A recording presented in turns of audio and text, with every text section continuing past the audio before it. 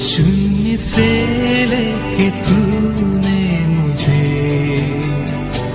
रच लिया अपने ही रूप में। प्रेम किया है आनंद प्रेम से, दिया पुत्र मेरी मुक्ति के लिए। अनोखा प्यार है तेरा, करूंगा स्तुति तेरी मैं सर्वदा। अनोखा प्यार है तेरा।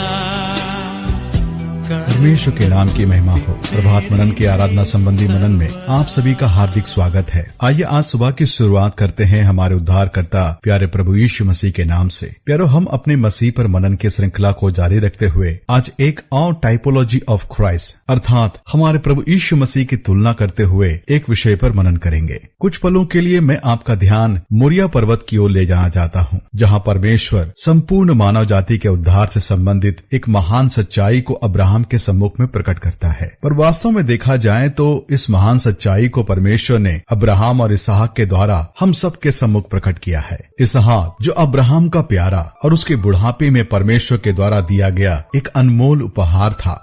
पर परमेश्वर की मांग के अनुसार अब्राहम अपने पुत्र इसहाक को लेकर 3 दिन की यात्रा कर मोरिया पर्वत पर उसे बलिदान करने पहुंच गया। मैं आपके लिए इस भाग को पढ़ देना चाहता हूं। उत्पत्ति की पुस्तक 22 अध्याय 6 से लेकर 8 पद तक। तब अब्राहम ने होम बलि की लकड़ी ले अपने पुत्र इसहाक पर लादी और आग और छुरी अपने हाथ में लिया और वे दोनों एक साथ चल पड़े। इसहाक ने अपने पिता अब्राहम से कहा, हे मेरे पिता। उसने कहा, हे मेरे पुत्र, क्या बात है? उसने कहा, देख, आग और लकड़ी तो है, पर होम बलि के लिए भेड़ कहाँ है? अब्राहम ने कहा, हे मेरे पुत्र, परमेश्वर होम बलि की भेड़ का उपाय आप ही करेगा। और वे दोनों संग संग आगे चलते गए। परमेश्वर इस पढ़े गए पदों पर अपनी आशीष को उंडेले। वे दोनों संग संग आगे चलते गए। अब्राहम के हाथ में न्याय के हथियार अर्थात छुरा और आग मौजूद था और इसहाक अपनी पीठ पर लकड़ी की गांठ को लिए चल रहा था। बलिदान की विधि के अनुसार अब्राहम ने इसहाक को वेदी पर लिटाया और धराधर छुरा को लेकर अपने पुत्र पर चलाने ही वाला था कि परमेश्वर ने उसे रोका। उत्पत्ति के पुस्तक 22 अध्याय और उसका 12 पद। उसने कहा, उस लड़के पर हाथ मत बढ़ा और ना उससे कुछ कर।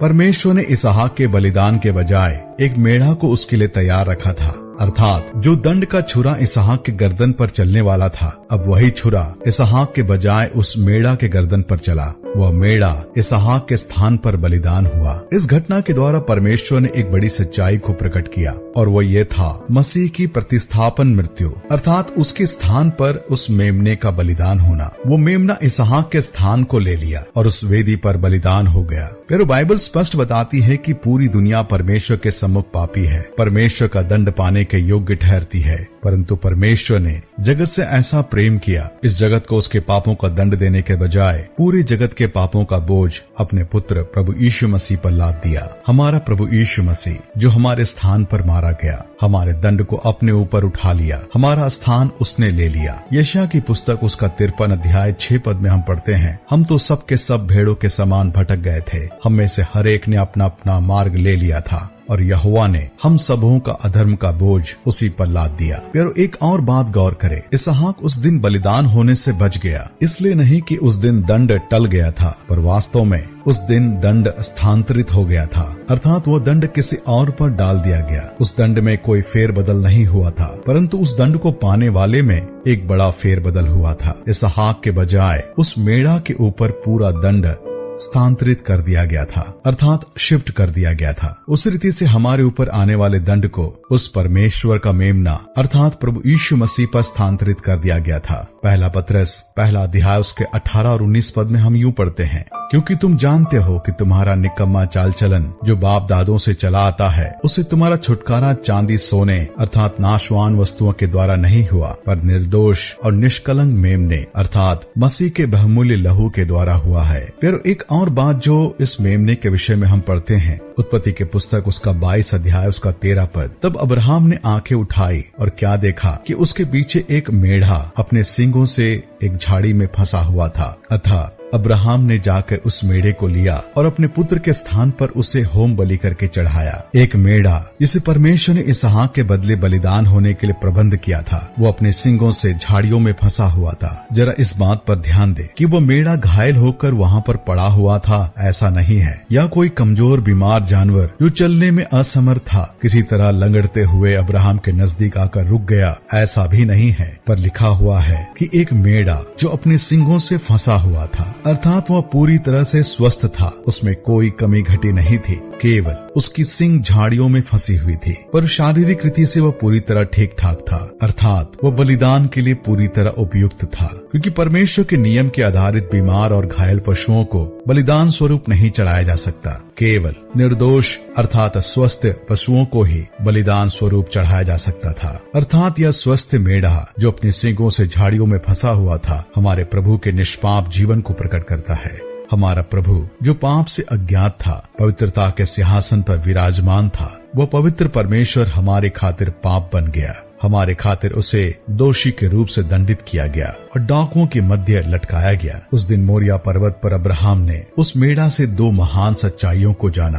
पहला यह कि वो मेढ़ा परमेश्वर ने भेजा और वह उसके बेटे इसहाक के स्थान पर बलिदान किया गया, अर्थात उसके दंड को मेढ़ा पर स्थानांतरित कर दिया गया था। दूसरी बात जो उससे प्रकट हुई थी कि वो मेढ़ा बिल्कुल निर्दोष था, अर्थात उसमें कुछ भी त्रुटि न थी और बलिदान के लिए 100% उपयुक्त था। वाकई में प्यारो, उस दिन अब्राहम ने उस मेढ़ा में कलवरी क्रूस पर बलिदान हुए मसीह को देखा था।